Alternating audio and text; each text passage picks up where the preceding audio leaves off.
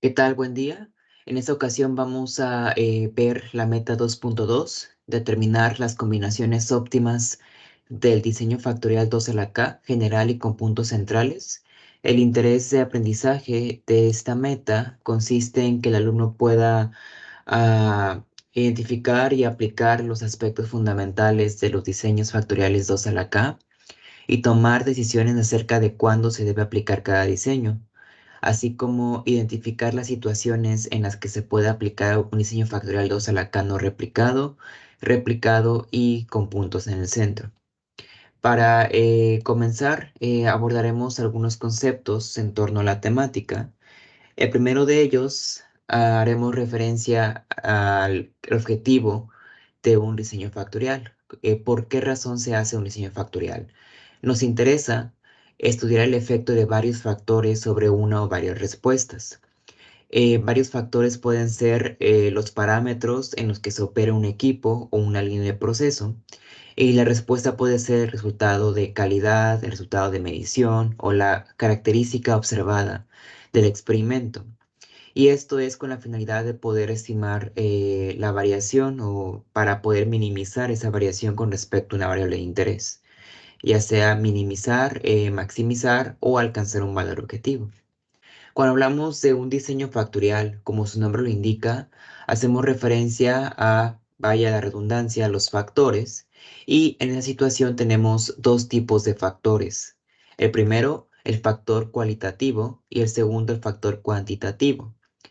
El cualitativo hace referencia a los niveles que toman valores discretos o de tipo nominal. ¿Cuáles son los ejemplos aplicables a esto? Pues pueden ser número de máquina, número de lote, alguna marca, etcétera, ¿no? Y los factores cuantitativos son aquellos que toman niveles basados en cualquier medición o magnitud de un intervalo de medición. Ejemplos de estos pueden ser temperatura, velocidad, presión, etcétera, ¿no? Dentro de la configuración, en algunos softwares estadísticos, la variable de factor cualitativo se cataloga como variable de texto debido a su naturaleza, y la variable de factor cuantitativo se configura como variable numérica. Lo vamos a ver en un ejemplo más adelante. ¿Ok? Estas dos condiciones de factores cualitativos y cuantitativos nos ayudan a poder hacer una matriz. Esta se llama la matriz de diseño. ¿Qué vendría siendo esta? No es otra cosa más que el conjunto de combinaciones o de tratamientos que se dio a un experimento dado para poder obtener una respuesta que nos ayude a tomar decisiones. Esas combinaciones están en función de combinar, modificar o operar los factores de análisis en ciertas condiciones. Pues a eso lo llamamos niveles, ¿no? Operar un factor en diferentes niveles. Para poder comprender lo que vendrían siendo estos conceptos, vemos un ejemplo. Ejemplo número uno, fermentación tequilera. Y nos dice que supongamos que en un proceso de fermentación tequilera se tienen dos factores, el factor A, tipo de levadura, y el factor B, temperatura, cada uno denotado con dos niveles. La variable de respuesta es Y, el rendimiento de fermentación. Siempre ocupamos la variable Y como la respuesta, representando la respuesta, y los demás factores siempre van a ser asignados a letras, factor A, factor B, etcétera, ¿no? Y dentro de este problema nos comparten esta fracción de una matriz de diseño. Esta matriz de diseño no es todas las mediciones, pero nos sirve para que podamos abordar los conceptos que aquí detallamos. En ella nos detallan los factores. Como podemos ver, aquí está el factor A, tipo de levadura, el factor B, temperatura, y podemos observar las condiciones en las que se operaron o bien las características propias de cada situación en cada factor. Y podemos notar que están seguidas de una notación, dado de A subíndice 1, A subíndice 2 y de B subíndice 1 y B subíndice 2. Esta notación, esta representación, hace referencia a los niveles con los que se trabaja el experimento, donde 1 es el nivel más bajo y 2 es el nivel más alto. Lo mismo explica para el factor B, 1 el más bajo y B el más alto. Podemos notar que a percepción que el nivel bajo es es el valor más bajo de la medición o del criterio y por consiguiente el más alto irá en el nivel más alto. De esta manera los podemos abordar y representar una matriz de diseño. Y de este lado tenemos la respuesta, es decir, el valor observado, la característica obtenida al operar esas condiciones. Es decir, operamos tipo levadura en 1, o sea, y operamos temperatura a 22 y nos va a dar un valor de rendimiento de 28%. Y de esta manera se replica la cantidad de veces necesarias para el diseño. ¿Ok? Algo importante a resaltar es de que esa representación que vemos aquí, donde A1 es de nivel bajo y A2 de nivel alto, comúnmente se representa como esta notación que vemos aquí, entre -1 y 1, donde -1 hace referencia al nivel bajo y 1 positivo hace referencia al nivel alto. Esta es la forma más popular de abordar los criterios de configuración de los parámetros, en donde se especifican cada uno de sus niveles. ¿Sí? Ahora bien, expliquemos a qué hace referencia cada uno de estos factores. Podemos notar que en ese factor A estamos manejando un tipo de levadura. Como podrán percibir, el tipo de levadura es más bien una característica observada. Como tal, no es una magnitud o una cuantificación de una medición. Lo que quiere decir que esto bien puede ser tipo levadura 1 o puede ser la marca Patito, la marca X, y puede tomar condiciones que no realmente nos representan algo resultado de una experimentación de medición. Simplemente es una referencia, una característica. Y cuando se quieren comparar este tipo de factores, también se pueden utilizar números o podemos poner directamente el nombre aquí. Eh, cuando tenemos esta situación, se dice que tenemos un factor cualitativo. Es por eso que algunos softwares estadísticos hacen referencia a que es una variable de texto, como Minitab, por ejemplo. Hay otros como StatGraphics, en el que tenemos que indicar si es una variable discreta o una variable continua para poder hacerle entender al software que estamos trabajando con características más que magnitudes.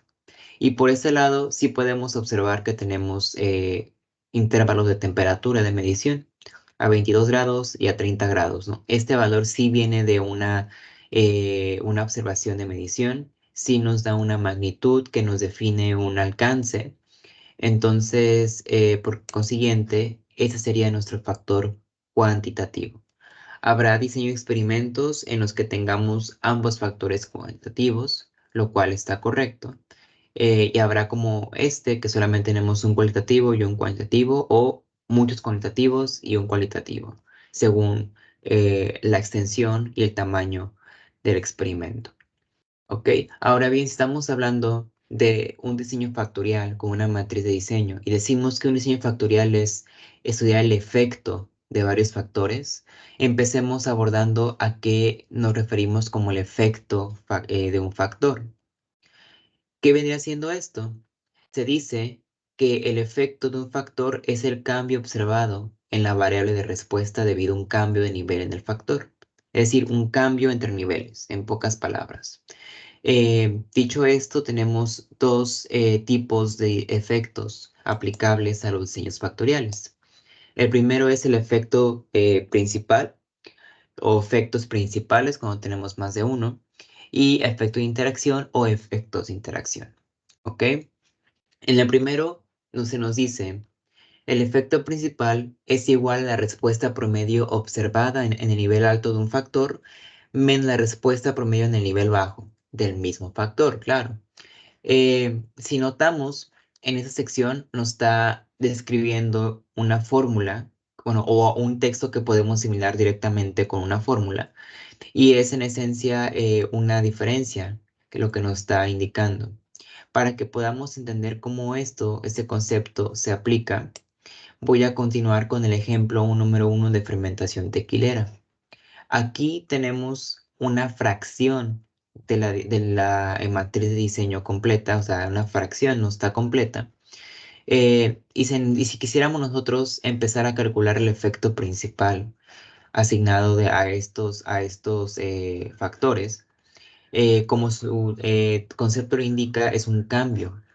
Entonces, el efecto principal, si estamos eligiendo el factor A y lo estamos analizando con el nivel bajo, es decir, efecto de A con el B bajo, nos quedaría de 41 menos 28. ¿Cómo lo podemos asimilar o cómo podemos detectarlo en esta tabla que tenemos aquí? Pues en esencia lo que estoy tomando es el nivel alto de A menos el nivel bajo de B.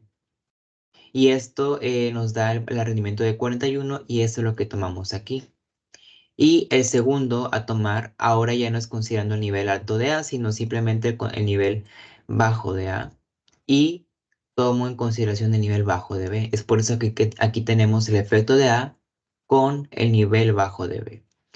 Y este que vemos aquí nos vendría quedando como una resta de 41 menos 28 y tenemos un resultado de 13. Y esto correspondería al cambio que se da por la modificación de los niveles en los factores. ¿Qué factor está realmente cambiando? Está cambiando el A. Si notamos, el que estamos dejando fijo es el nivel B, es decir, estamos manejando solamente el cambio en efecto A. Es por eso que se llama efecto A. ¿Ok? Ahora, podemos analizar este cambio también con B en alto. Es decir, dejar ahora fijo esta parte de B y considerar el cambio que pueda surgir en el nivel alto de A menos lo que pasa en el nivel bajo de A. Y tenemos la resta de 41 menos 63. Es importante resaltar que siempre se resta el nivel alto menos el nivel bajo. Es por eso que sigue este orden. Y aquí pues nos da una respuesta negativa. El cambio observado es negativo y pues es un efecto negativo. Ahora bien, si nos basamos ahora en el efecto de interacción, nos dice que es cuando dos factores, vaya la redundancia, interactúan de manera significativa sobre la variable de respuesta, cuando el efecto de uno depende del nivel en que está el otro. Es decir, aquí contemplamos que uno se queda fijo en estos dos y el otro es el que está cambiando, pero en la interacción es cuando consideramos que ambas situaciones van a cambiar y alternarse. Entonces, surge esta descripción que decimos el efecto de la interacción A-B, que es la interacción del factor A con el factor B. Y tenemos, bueno, ya aquí lo tengo expresado, simplificado, pero veamos de dónde surge, ¿no? La primera condición, estamos hablando de 28 más 45. ¿Y de dónde viene? Estamos viendo que es el efecto de nivel A en su nivel, el efecto del factor A en su nivel bajo y el efecto del factor B en su nivel bajo. Y esto va a ser igual a 28. Y también tenemos el otro condición, que es el efecto de A en su nivel, el efecto del factor A en su nivel alto con el factor B en su nivel alto. Entonces aquí ya estoy considerando las dos variables, es decir, estoy considerando que depende el cambio, o sea, el cambio que va a resultar de esto será dependiente de la modificación de ambos factores. Entonces, esto nos lleva a tener esta suma que tenemos aquí, 28 más 45, y como estamos hablando de un efecto de interacción, pues tenemos que manejar entre dos, que vendría siendo el promedio. ¿Ok? Ahora veamos este caso. Este caso es lo mismo, solamente que con los valores centrales. En lugar de empezar con el nivel bajo de A, empezamos ahora con el nivel alto de A y con el nivel bajo de B. Y ahora con el nivel bajo de A, pero con el nivel alto de B. Y esto pues nos resulta de nuevo en otra suma y lo podemos representar aquí como un promedio. Y de esta manera podemos notar que de cierta manera todos los valores quedan cruzados, es decir, cada uno queda ligado al comportamiento de otro factor. Y esto a su vez le llamamos el efecto de interacción, es decir, el cambio que surge al momento de relacionar los factores involucrados. ¿Ok? Y por consiguiente, el cambio que llamamos ahora efecto nos va a dar -15.5. Y esto es a lo que hacemos referencia con los efectos. Esto es como un preview, o sea, un esquema, como para poder abordar los conceptos. Una matriz de diseño se tiene que englobar toda para poder estimar los efectos de cada uno. En este es un ejemplo pequeño solamente para comprender de dónde se toman la referencia, y pues por consiguiente nos hace falta datos para modelar el efecto completo. Sin embargo, si tuviésemos los efectos completos, nos permitirían estimar unas gráficas, que son las gráficas de efecto, que tienen este comportamiento. Las gráficas de efecto se dividen en dos tipos: gráficas de efectos principales y las gráficas de efectos de interacción. ¿Cuál es la gran diferencia? En la primera, en la gráfica 1, podemos ver la representación de los efectos principales. Si notamos, sobre el eje de las X tenemos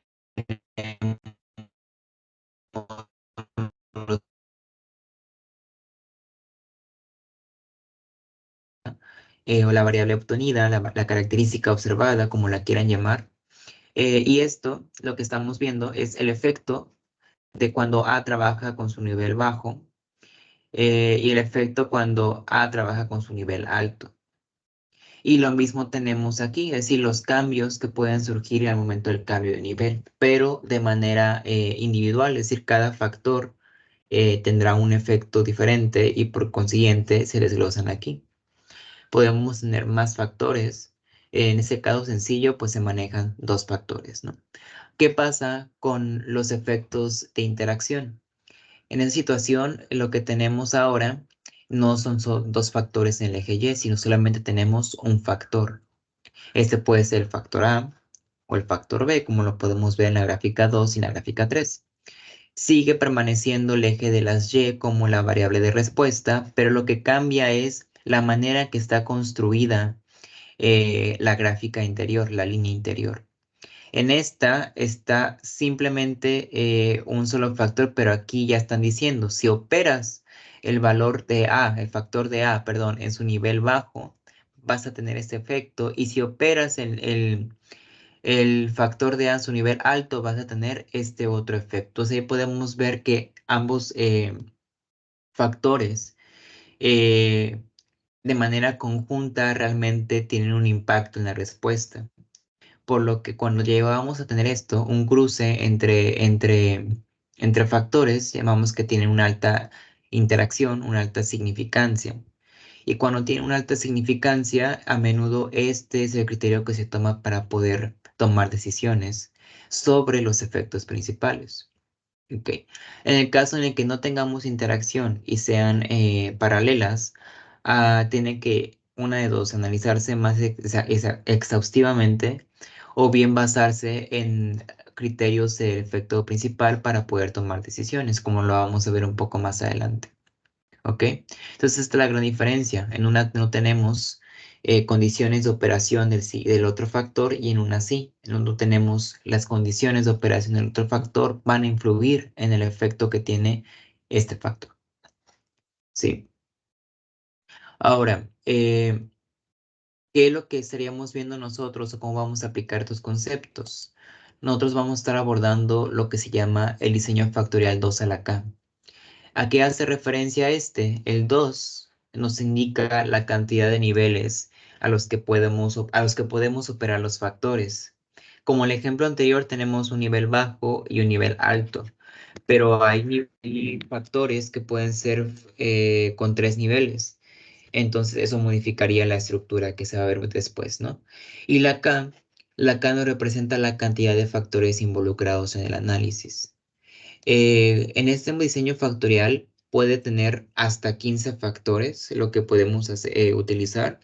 Sin embargo, cuando hablamos de diseño factorial completo, hacemos referencia a utilizar todas las corridas y combinaciones en la matriz de diseño. ¿Eso qué quiere decir?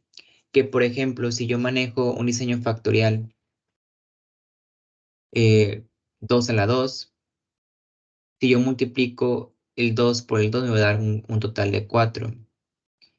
Eso significa que voy a tener que obtener cuatro variables de respuesta.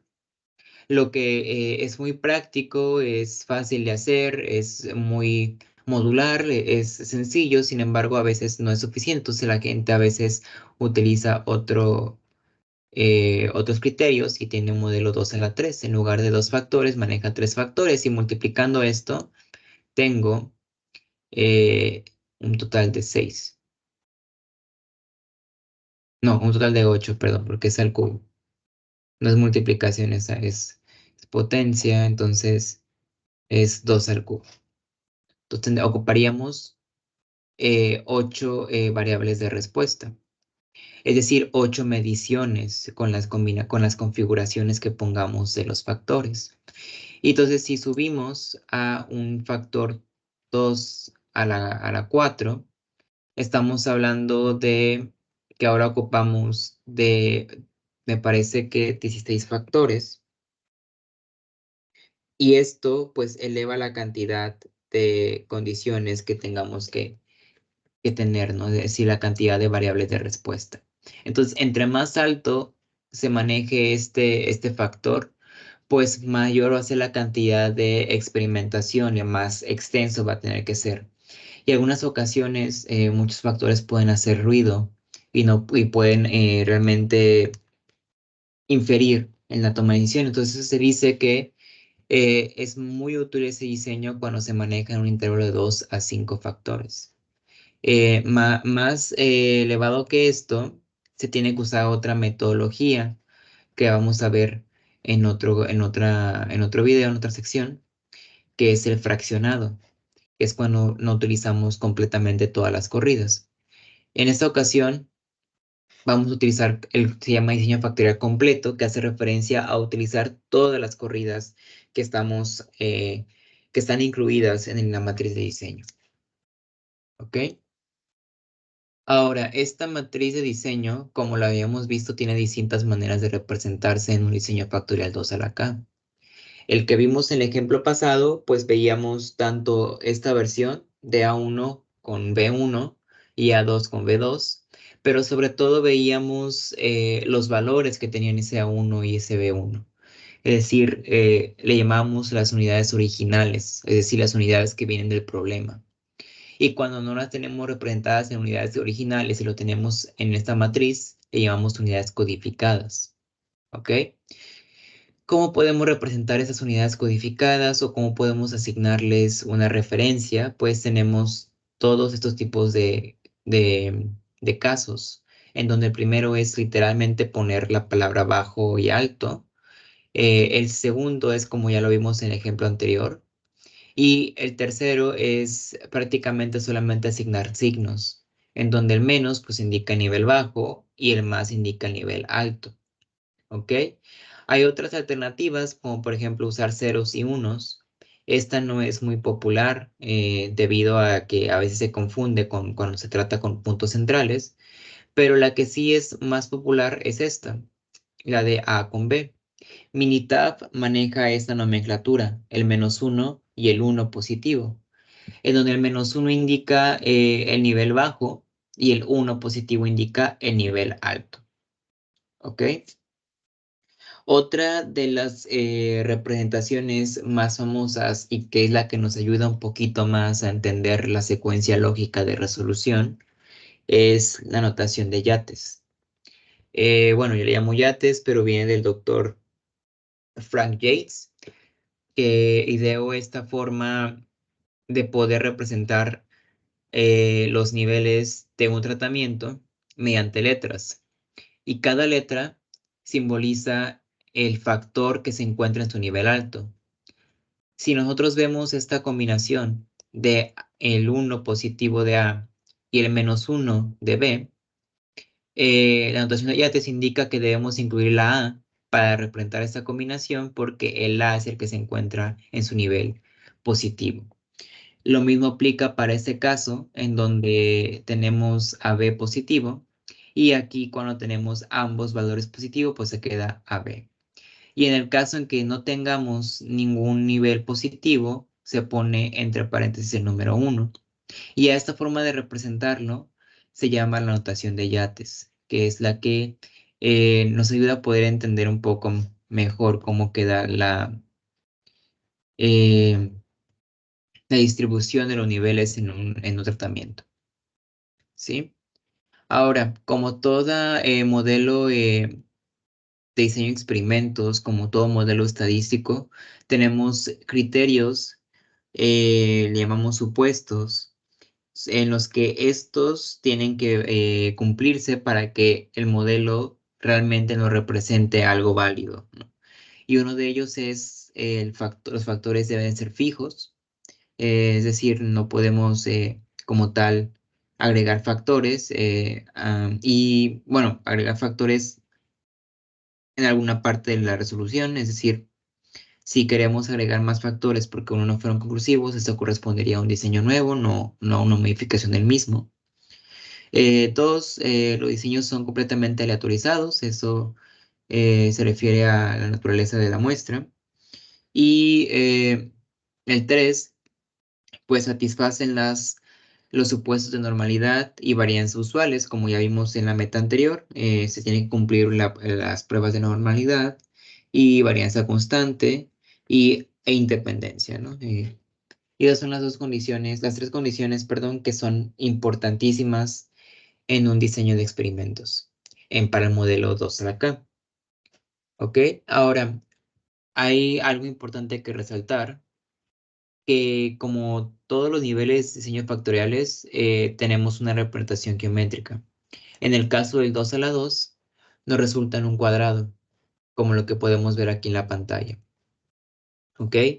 En este cuadrado, podemos hablar de que aquí, en esta línea, en este eje, tenemos el factor A y tenemos el nivel bajo de A. Voy a poner aquí menos y el nivel alto de A. ¿Ok? Y en esta línea de acá tendremos lo mismo, pero el nivel bajo va a estar aquí y el nivel alto va a estar acá. ¿Sí? Entonces, siguiendo la nomenclatura de unos y menos unos, nos queda que el 1, es decir, el primer factor de A, se encuentra positivo y menos 1 hace referencia a que el factor de B está negativo. ¿Ok? Y esas coordenadas es lo que nos representan. Siguiendo la notación de Yates, pues aquí nos representa la variable A, que como habíamos discutido, corresponde a que el A está en su nivel positivo, como lo vemos aquí. ¿Sí? Ahora, de la misma manera son construidas las demás coordenadas. En esta esquina, ambos son positivos, entonces corresponde la variable AB en la notación de Yates. En esta, solamente la B es positiva y la A se encuentra negativa, entonces queda la letra B. Y aquí ambos son negativos, entonces nos queda la notación de 1 entre paréntesis. ¿Ok? Ahora, todo lo que se encuentra dentro de este rango de experimentación se dice que es el rango de experimentación válido. Entonces, pues procuramos estar dentro de ese intervalo. A este intervalo le llamamos espacio experimental. ¿Ok? Y si bien podemos notar que esta representación geométrica eh, nos ayuda a visualizar cómo se distribuyen los niveles. Como toda prueba estadística de análisis de varianza, pues ocupamos estimar el cambio que existe entre niveles. Para esto necesitamos de definir cuántos efectos son aplicables a este diseño. Los efectos que son aplicables a este diseño son tres. Los primeros son los efectos principales, ¿ok? A y B. Tenemos factor A y factor B. Si tuviésemos 4 factores, serían 4 efectos principales. 5 factores serían 5 efectos principales y así sucesivamente, ¿no? Y el efecto de interacción A con B. Si tuviésemos más de 3 factores, tuviéramos o más interacciones, incluso no solamente de 2 en 2, sino de 3 en 3. ¿Ok? Y estas interacciones pues realmente surgen porque se necesita analizar el efecto, eh, el cambio que pueden sufrir entre los niveles este diseño de experimentos, ¿no? Para esto, si recordamos el concepto, si queremos calcular el efecto de A, por ejemplo, recordemos que hace referencia a los niveles, al promedio de los niveles, es decir, la suma entre 2 a la n, entre 2n. Esta suma hace referencia a utilizar el nivel alto de A en promedio, y esta suma de acá hace referencia a utilizar el nivel bajo de acá, el nivel bajo de A, que es el promedio. Entonces por eso se queda así, B más 1 entre paréntesis, en donde eso está representado con la notación de Yates. La N en la situación indica el número de réplicas. Coloquialmente siempre representa el número de muestra o tamaño de población, etc. Pero para fines de este tema, nos indica que la N es el número de réplicas aplicable al diseño. ¿Ok? Podemos tener diseños en los que no tenga réplicas y tenemos diseños en los que tengan demasiadas réplicas.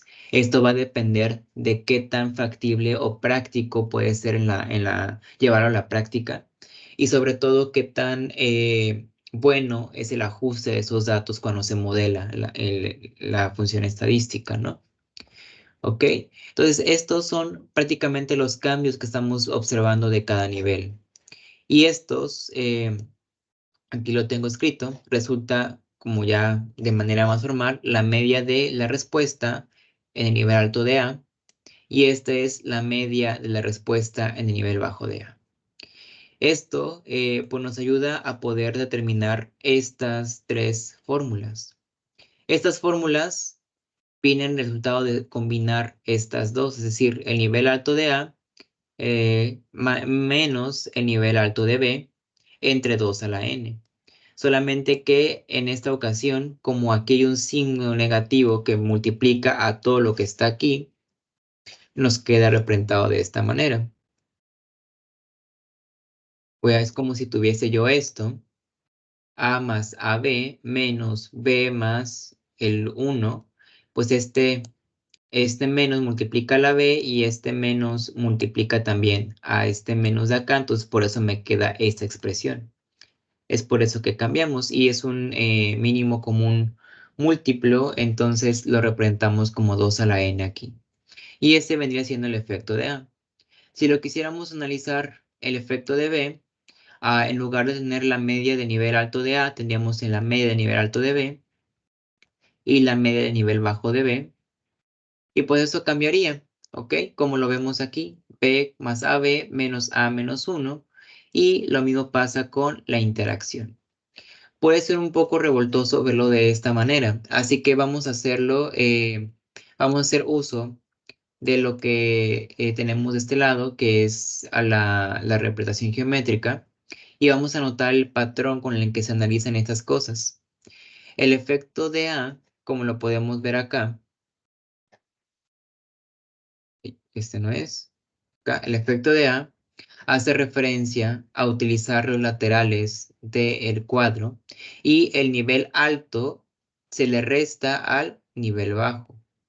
Y si notamos esta notación de Yates, podemos ver que es la suma de estos dos menos la suma de estos dos. ¿Ok? De estos valores de acá.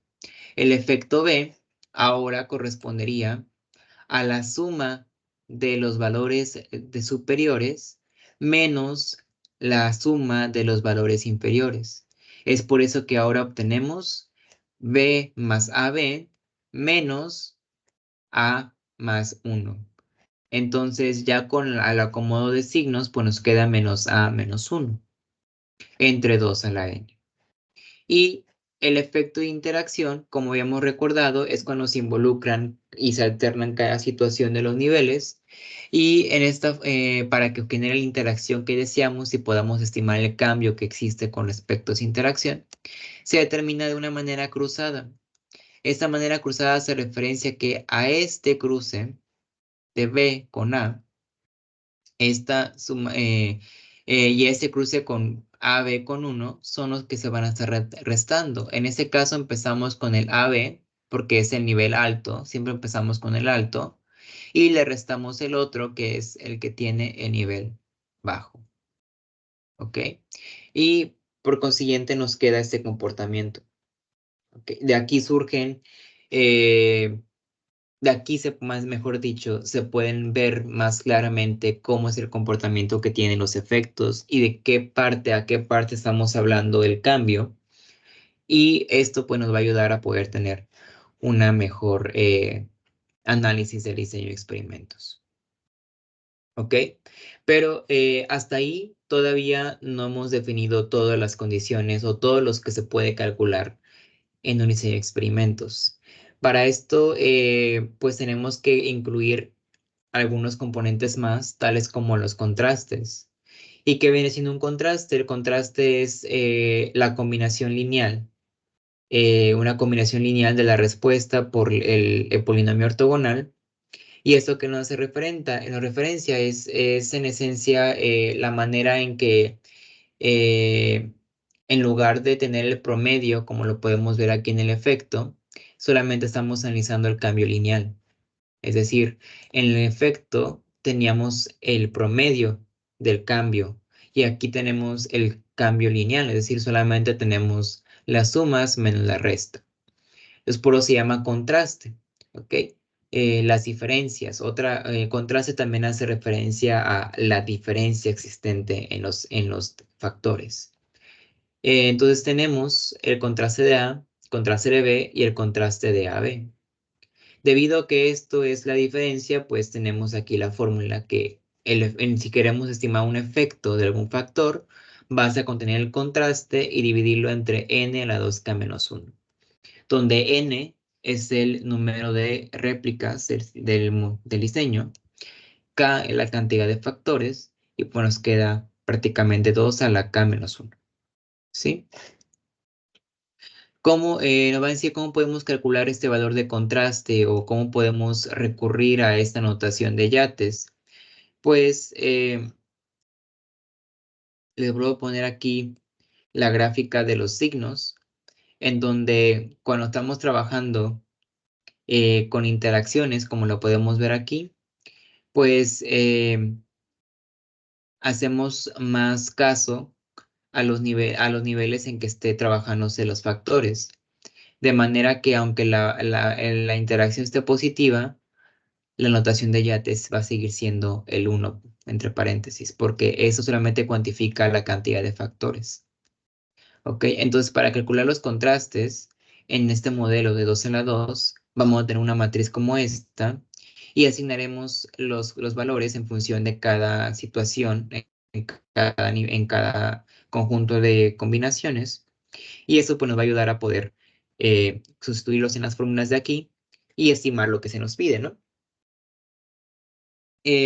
Aquí les muestro un esquema de resolución con las etapas que podemos seguir para poder calcular, para poder obtener los resultados requeridos. Bueno, el objetivo de toda esta metodología es poder llegar a una ANOVA, ¿ok?